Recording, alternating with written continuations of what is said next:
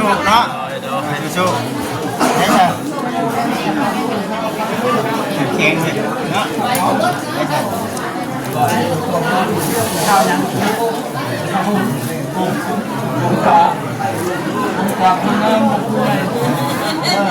มาจากคนมาสองคน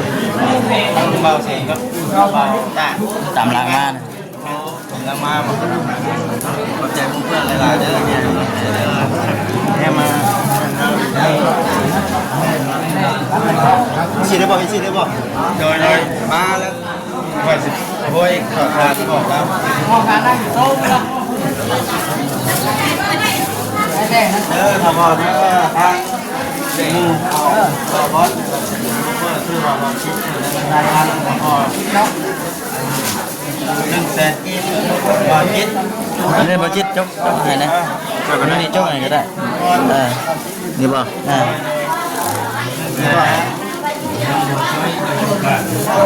นี่บ่คำแมนบ่คำใช้กันแทนเนาะแมนเดี๋ยวเป็นลูกพอเดียวพอแสนบ่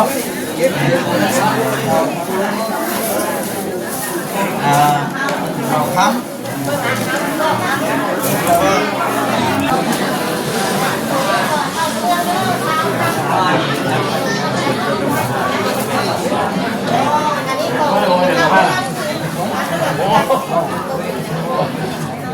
เขาเลยเรา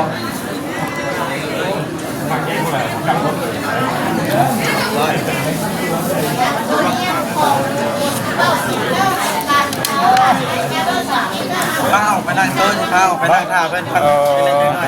ได้ให้มาข้ามบรรจุกันมันชื่อว่าพ่อแสงนะพ่อแสงเนาะพ่อแสงได้จากไปไว้โดยที่โบน่าเชื่อเพราะว่ามึงก่อนแรงมือสิจากไปในการขับรถมาวัดอยู่ลองรถไฟได้อันน่ะได้ขี่รถคนนึงวะแม่เพิ่นอยากร้องเพิ่นละเพิ่นผมกินร้องอะไรขับไปเรื่อยๆแล้วตึกๆมาตีสองเพิ่นได้ติดแล้วก็ใจขาดลมหายใจอันนี้เราสั่งนี่เนาะอันนี้เราสั่งเขาเพราะว่าเราต้องการความว่างก่อนนอนเราได้ทุกอย่างอย่างมากมายเนาะกับพอให้ได้อยู่แล้วรถเนาะเราอยากได้ของเราก็ให้เราบ่ซื้อให้เราเนาะเราหาเงินซื้อแหละก็ร่วมกันกับลูกกับเต้าซื้อคันแรกของเรารถเก๋งเรามีแต่รถใหญ่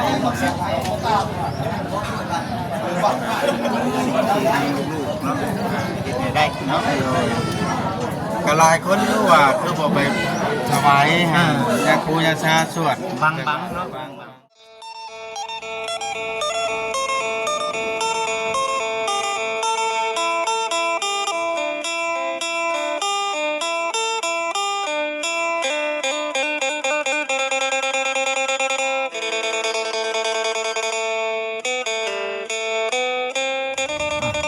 ะกำลังเดินทางไปเพื่อนบ่าวบอสบ่าวลิบ่FC เพิ่นก็คือสีหูได้แหละเนาะบ่จิเนาะทางคือทางผู้เป็นพ่อของบ่าวบอสบ่าวลิเพิ่นก็ได้เสียชีวิตแล้วล่ะพี่น้องเนาะเพิ่นก็ได้จากลาโลกนี้ไปแล้วมีแต่ว่าเฮาก็ไปร่วมงานแสดงความเสียมุกเสียใจน้ำเพิ่นเนาะไปพี่น้องเอ้ยทางบ่เวียงเพิ่นบ่เวียงเนาะครับเนาะพี่โอ้ไปกันหลงทางพี่น้องเลยเนาะพี่เนาะออกมานี้เนาะพี่น้องก่อนอื่นก็ทักทายสบายดีเด้อพี่น้องเด้อสบายเนาะสบายดีพี่น้องเลยบัดทุกคนทีมงานกำลังตามเล่นไก่ทีมงานกำลังตามมาเด้อพี่น้องเลยเนาะตามมากับจิตเพิ่นเนาะ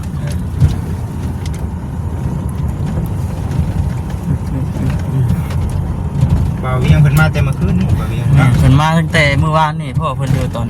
เมื่อวานพวกเฮาเข้าไปพุ่นเนาะใส่ชื่อมาเลยเนาะสอดไปบ้านนาคูดิอันนี้ทางไปบ้านนาสนุดอนแม่โอ้มาทางนี้เนาะบ้านนู้นดิบ้านนู้นอันนั้นบ้านนาคูเฮาเข้าไปบ้านนาคูบ่เห็น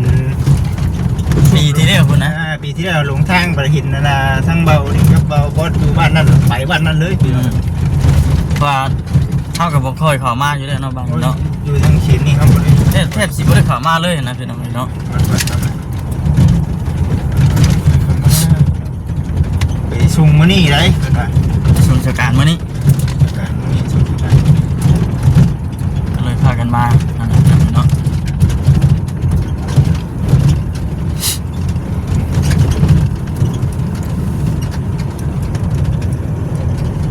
ก่อนเนาะ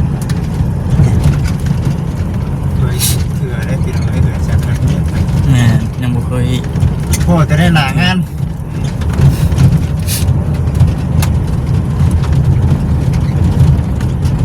นี่หนางาน ทางไปชะโนดนี่ไปทางนี้เนาะ นี่เนาะ นาชะโนดนี่เป็นไปทางนี้สามแยกกันนี้เพิ่นว่า ฉันนี่ตัวนี้ไป อืม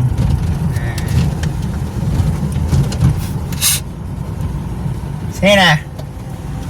โอ้ยหุ่นไปหดจนชุดหดวันนะคู่หุ่น บอก อ๋อ บอกว่าบ้านสมพัฒน์บ่ สมพัฒน์ ทางบ้านสมพัฒน์ออกไปดงเงี้ยวอีกนะ บ้านสมพัฒน์วิไลใช่ปะเอาบ่าวดีอยู่บ้านสมพัฒน์ใช่ปะ แม่ บ้านสมพัฒน์วิไล นั่นออกนะ บ้านสมพัฒน์นี่บ้านไม่เท่า ตะ อัน กี้ นี้ ชุมเจ้าว่ามาฮอดกกมากระทันว่ะเนาะ โอ้เอาบ้านสมพัฒน์บ้านชาชุกนี่เหรอวะ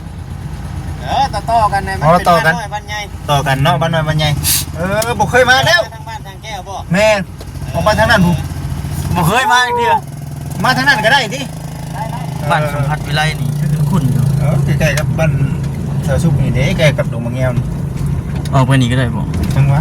ได้อีกอะออกทางนั้นแล้วเนาะจังไงโอ้จะเปิดกิน ลึกเถอะ ทางทีมงานก็เสร็จกันประมาณแล้วทีมงานกัน พอใจแล้วสิ ที่เขาทางไปเด้อไปฮอดเพื่อนให้เขาฮอดเพื่อนไปเจ้ากันส่งตำแหน่งไปให้ ไปบอกว่าตาไปบอกตอนนี้ก็ส่งโลเคชั่นมาให้ได้คิดก็โอเคลงทางอยู่เดี๋ยวนี้ก็ได้โทรให้กับเจ้ามาเอานี่ก็โอ้ยฮอดเพื่อนกับเจ้าเดี๋ยวจะสิ ส่งตำแหน่งไปให้ ไปให้เด้อเบาเสร็จพี่น้องมันบุเคยมาเชื้ออันนี้บางนี้ บ่เคยอะไร บ้านนี่บุเคยเชื้อ ส่วนหยกชนยางอยู่แล้วบ่จิเด้อ มีส่วนยางอีกเนาะมาทางนู้นเนาะโอ้คนละเบะคนละรถพี่น้องเอ้ยเนาะกับบรรณาบอลไปจิตไปคนละทางกันเลยมั่นใจที่พี่น้องไปนั่นนะ พากันหมุนดิบไปดิบ่ไกลเติบเด้เนาะหมู่บ้านเพิ่นก็ไกลเติบอยู่ ใช่ให้กับพ่อแม่พี่น้องซีได้เบิ่งเลยพี่น้อง แม่น ถ่ายไปเลยแค่นี้แหละบัดมันเบิดอันน่ะถ่ายเบิดแล้วพี่น้องเลยคอนนั่นแหละบัด นักสถานีเด้อ นี่เนาะ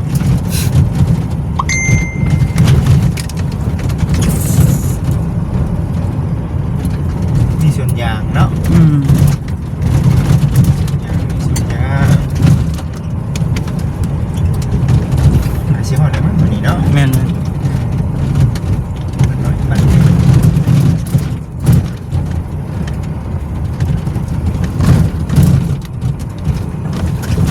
เคยเข้ามาจักเทื่อเด้อพี่น้องเราเป็นเทื่อแรก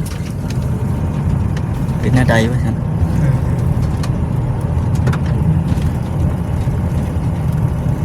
โอ้จะมีเดินพี่น้องเดินหลายเนาะที่ใส่ก็อยู่เมืองเดียวกันอยู่ เมืองอุดมพรบ่ แม่นฟ้อนเดียวกันอยู่ฮะบ่เคยกลับมาเทื่อครับ แท้ก็บ่ได้ไกลปานใดเนาะบ่อนเฮาไปทางอื่นนี่ไกลกว่า เดินไกลกว่า แต่ว่าเฮาบ่ค่อยเข้ามาแล้วบ่ฮู้ป่ะ เอ อันนี้ เนาะเพิ่นโอ้โหเคยอยู่ หึ เคยเข้ามาอยู่เนาะลืม เคยบ่ เคยเข้ามาเคยผ่านนะ แต่ว่าบ่ได้มาเส้นนี้บ่ แม่เคยผ่านอยู่แต่บ่ฮู้ว่าเป็นบ้านเบาดีอยู่นี่บ่ อืม นี่บ่ฉัน รู้แล้วมัน ฮู้แต่บ้านนี่แหละนี่เฮาก็เอาไปที่นี่ ค่อยเคยมาบ่ โอ้ยังไกลเติบอยู่บ้านสาวสุกนั่นพี่น้องเอ้ย บ่ไปทางนี้ได้บ่ ได้ เดินได้ เดี๋ยวเคยไปลงทางกันเนี่ย อยู่จ้ะ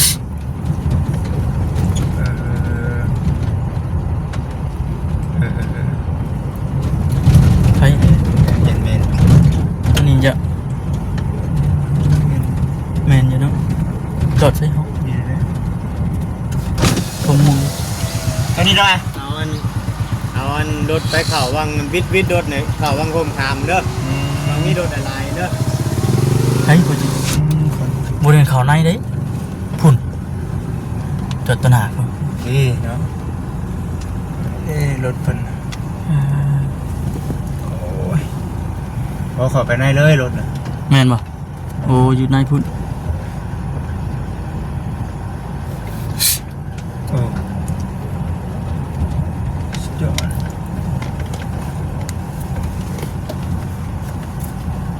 ถึงใส่คันนี้เลยเนาะรถนั้นมันชีวิตอยู่บ่ อ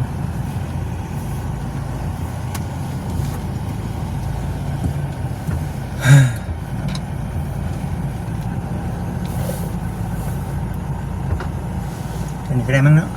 พุ่นได้บ่ตัวนี้ก็ได้บ่ตันบ่ ตังเนาะอาหารได้เนาะจะหาทำครับ อืม โอ้ยหัวเล่พี่น้องคน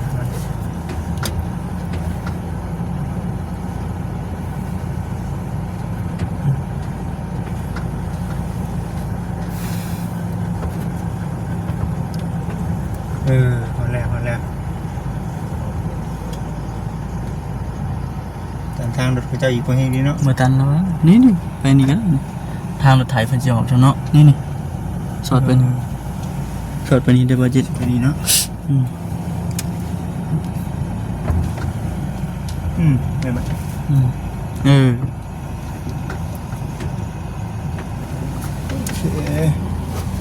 ในเรื่องพี่น้องเลยไปพี่น้องบัดนี้มาฮอนมาถึงเลยก็จอดรถไว้นี่ก่อน ไป พากันไปพูดแล้วบัด ถ้ากันเราไปหาทั้งเบาดิก่อน แม่น เพื่อนบ่เพื่อนพอบ่เพื่อนนั่นดิเพื่อนเบาดิไปยุ่งกันเนี่ยมันบ่ อยู่คนละบ่อน เพื่อนอยู่ไหนวะ อืม ขอพ่อได้ค่ะ เอาว่าเขาออกเพื่อนอ่ะเพื่อนนั่นที่นี่จะไปทางไหนวะ นี่บ่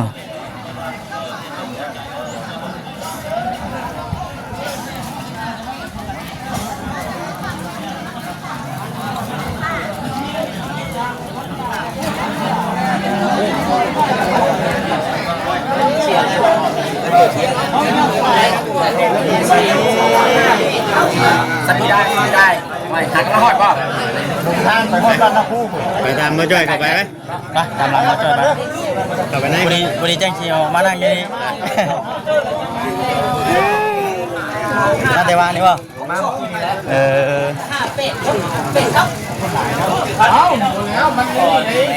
โดนเขาจดเลยเล่นนึกว่าจะใช้เราเลย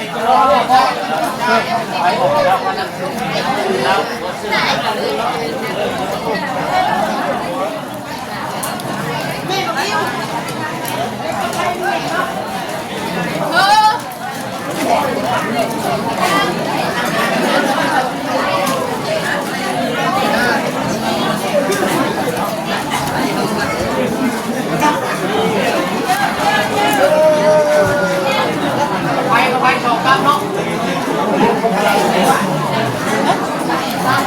ฮะ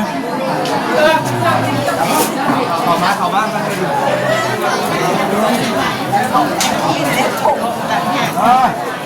ไปดิสบายดี ดี ส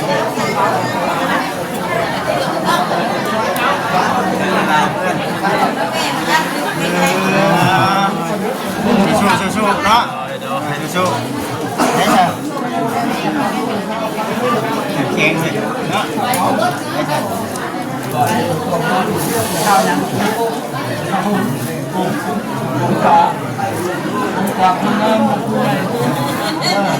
าจากคนมาสองคนเบาเสียงครับเบาจ้า ตามหลังมา ผมลังมา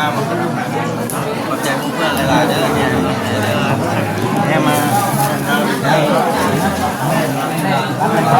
สิได้บ่สิได้บ่โดยมาแล้วว่าสิโอ้ยขอทานบอกแล้ว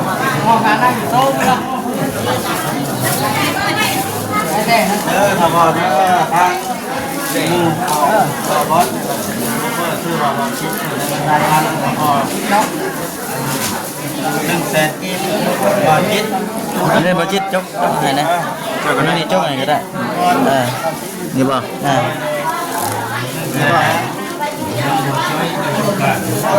นี่บ่คำนี่ แม่น บ่คำใช้กันแท้เนาะบ่เข้ามาคิดดูว่า แม่น บ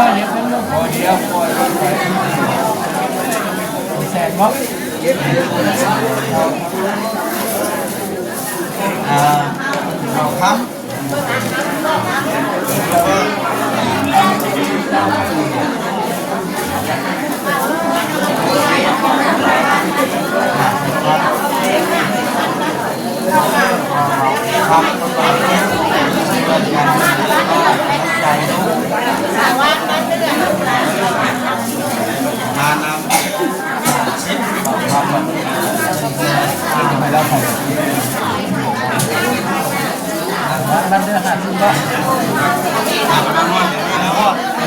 บ้านเราคู่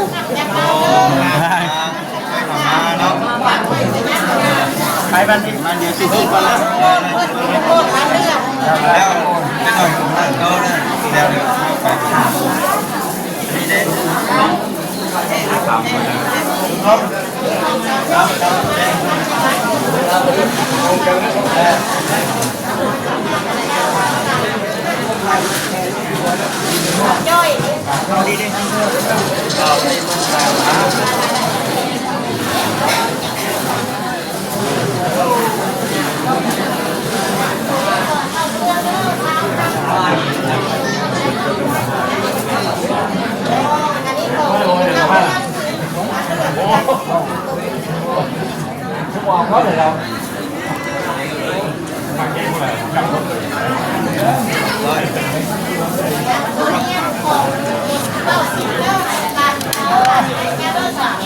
ข้าวไปนั่งโต๊ะข้าวไปนั่งท่าเพื่อน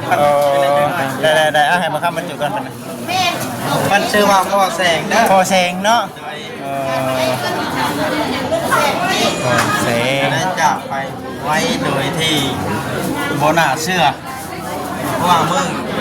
กันแรงมือสิจากไปในการเข้ารถมาวัดเดี๋ยวลองรถไฟได้อันน่ะได้ขี่รถคนนึงบ่แม่เพื่อนอยากร้องเพื่อนละเกิดผมปิ่นร้องอะไรขับไปเล็กๆน้อยๆแล้วดึกๆมาตีสองเพื่อนได้นิดแล้วก็ใจขาดลมหายใจอันนี้เราสั่งในนี่เนาะนี่นะสั่งเขาเพราะว่าเราต้องการความว่างก่อนนอนเราบอกก่อนตายเราบอกไว้ผมบอกไว้ในนี่เนาะเพราะว่าเพิ่นว่าห้ามเอาห้อมเพราะว่าเพิ่นสิได้ไว้เครื่องไว้ของแล้วก็เป็นจริงได้แต่เราบอกไว้แต่เนิ่นๆแหละเนาะเราบอกไว้ บอกก่อนแล้ว แต่เราเป็นแล้วเราฮู้ว่าสุขภาพตัวเองเนาะเราฮู้ว่าเรานี่แหละก็บ่ดีเพราะว่ามะเร็งระยะสุดท้ายมะเร็งตับก็เลยลูกก็ฮู้อยู่แต่ว่ามันก็ความรู้สึกแม่นนั่นแหละเนาะ ทนสู้ เนาะ ทน อ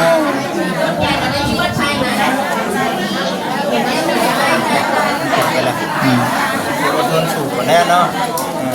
บอกว่านี่คันเว้าเรื่องแบบนี้เว้าบ่ได้บ่ติดเลยเข้าใจอยู่หรอกเนาะเมาแล้วมันความรู้สึกเฮามัน ตามใจ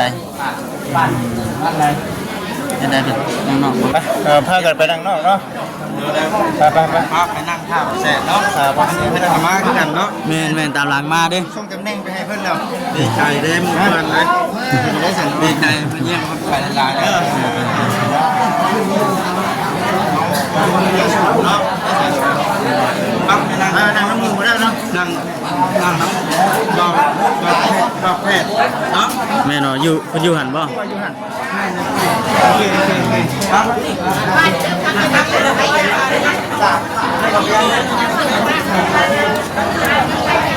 นี่บ่นั่นบ่ใช่บ่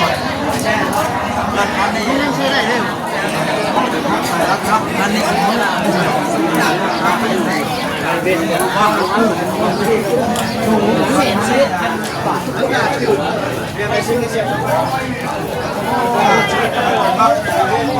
นรถใช้ส่วนตัวของเราเลย รถประจำตัว รถประจำตัวไปว่าเราไปเป็นแพทย์ประจำบ้านเรา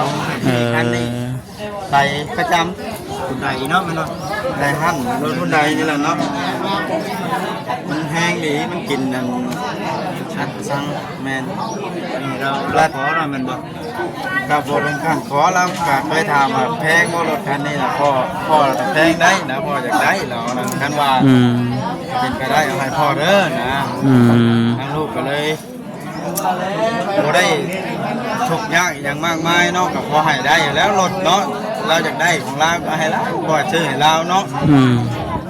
เราหาเงินซื้อแหละก็โอมกันกับลูกกับเต้าซื้อคันแรกของเรารถเก๋งเราก็มีแต่รถใดลูก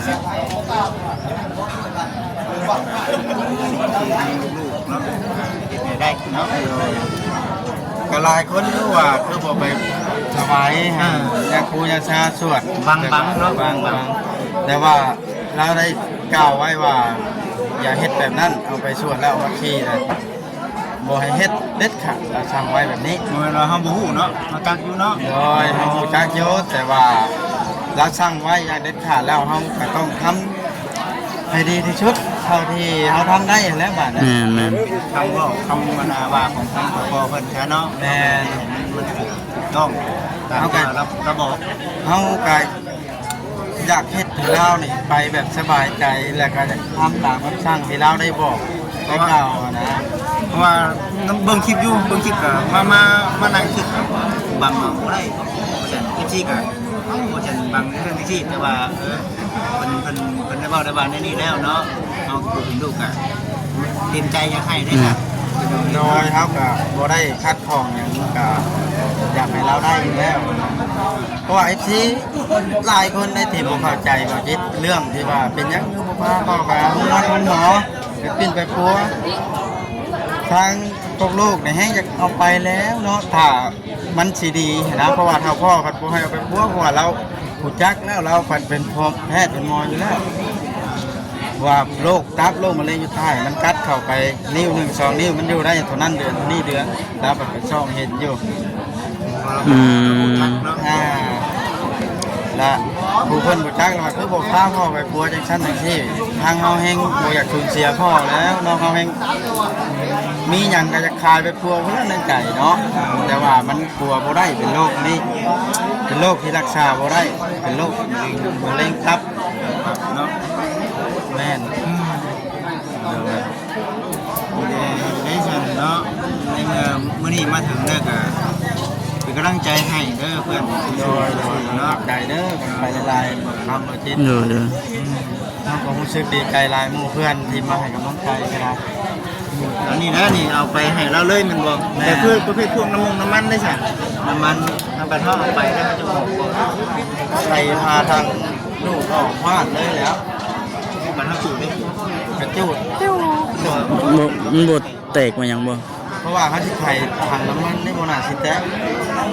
ไข่ทางน้ำมันแหละก็ไข่หมูไทยก็มันที่แตกเขาก็ต้องปรึกษากับช่างเพราะว่าเราช่างมันแม่ช่างประจำตัวได้เทียช่างไปบ้านนาชายนี่น้องเพิ่นก็บริป้าเชื่อผมมานั้นนี่แต่ว่าทางบริษัทเองก็บ่เคยจะเชื่อเลยพี่น้องในสถานการณ์แบบนี้เนาะเป็นแบบนี้นะครั้งแรกแต่ว่าเขาก็จะได้ในเมื่อเป็นการตัดสินใจของทั้งจุดประสงค์ว่าง่ายๆก็ได้เนาะทั้งพ่อเนาะได้บอกได้ว่าเขาก็ยอมรับในสิ่งที่ว่าเพิ่นบอกเนาะบัดทีนี้เนี่ยสิพาผมให้พี่น้อง FC ติดตามรับชมเบิ่งว่าตอนเอาพ่อเพิ่นไปส่งเนาะแล้วก็ทำพิธีตามที่ประเพณีแล้วก็สิถ่ายคลิปให้กับผมให้พี่น้อง FC เบิ่งเนาะกับตอนสิ่งที่สำคัญมากๆมื้อนี้ก็ได้มาร่วมเป็นทานนำแล้วก็มาแสดงความเสียใจนำลุงปู่นี่แหละเสียคนนั้นเป็นที่ฮักเด้อพี่น้องเด้อสูญเสียทั้งใหญ่นี่ว่าเป็นเรื่องปกติแต่ว่ามีไผอยากพบ เป็นเรื่องที่ว่าธรรมชาติแต่ว่ามีไปเจอแต่ว่าเขานาซี เลี่ยงบ่ได้ สิ เนาะ ของธรรมชาติบ่ได้ แม่น แต่ว่ามันเป็นอย่างนี้ก็ต้องเป็นน้ำหักเอาสู้เพื่อนสู้ๆไปเฮาสิได้พากันไปนั่งก่อนไป แม่น ไปเลย รถเก่าจะใช้ คุณ คุมผู้คามไป แล้วมันครับพรจูดกับเพิ่งเคยเห็นเนาะเพิ่งเคยเห็นท่านหนึ่งกับน้องชายกับเอาไปจูดให้คือกันได้รถเล็บไอ้ท่านนั้นก็ได้ ใหม่ๆเลยไม่ได้เป็นอย่าง ไม่ได้เป็นอย่างเพราะว่าเป็นรถของน้องชายนะครับกับรักกันรักมาลายตายครับที่แล้วเอาไปจูดให้เลย ที่เราว่าสูญเสียครั้งที่2เมนผู้นั้น แม่นเหตุการณ์ที่ ช้ำป่วยเนาะ แม่ซ้ำขนาดนั้นว่าว้าวความจริงคือมีคนมากระทืบมันแบบความรู้สึกแบบมุ่นปุ้ยแห้งอะไรแบบวัดกำลังใจทุกสิ่งทุกอย่าง คือตั้งรักได้อีกก็ถือว่าต้องใช้เวลาเติบพี่น้องแต่ว่าก็คือว่าได้มันก็เศร้าใจอยู่เลยพี่น้องแต่ว่าเขาก็ต้องขึ้นเสียงไว้เนาะนี่นะเถอะแต่เขาสิลงเลยแบบสิบ่ได้เนาะต้องขึ้นน้ำกันแน่นะพ่อมเด้อเนาะ คิดว่าผู้อยู่ต้องสู้ต่อไปเพราะว่าไทยก็ต้องเจอจุดนี้อยู่แล้วคนในโลกนี่เนาะไม่ว่าจะเป็นเฮาหรือว่าท่านใดๆ หลายคนเนาะ นับเพื่อโลกนะเนาะปั๊บ ไป นั่งโต๊ะใหม่แล้วก็เท่าเฉยเลยจังกันนั่งน้ำ ๆนี่นั่งนี่ได้นี่ โต๊ะใหม่เนี่ยนั่งใหม่กันอยู่แล้วต่อกันได้หมดอ่ะมาต่อกัน ใช่นั่งดูสบายดี เฮ็ดหยังนี่ บัญชีเฟซบุ๊ก หันนะ หูเหมือนกัน ติดแล้วจ้ะ เพิ่นว่าข่อยบอกเพิ่นอยู่เพิ่นให้ข่อยอยู่ข่อย ป้าสิไปน้องกินนี่ก็สิจบคลิปกันเด้อสบายดี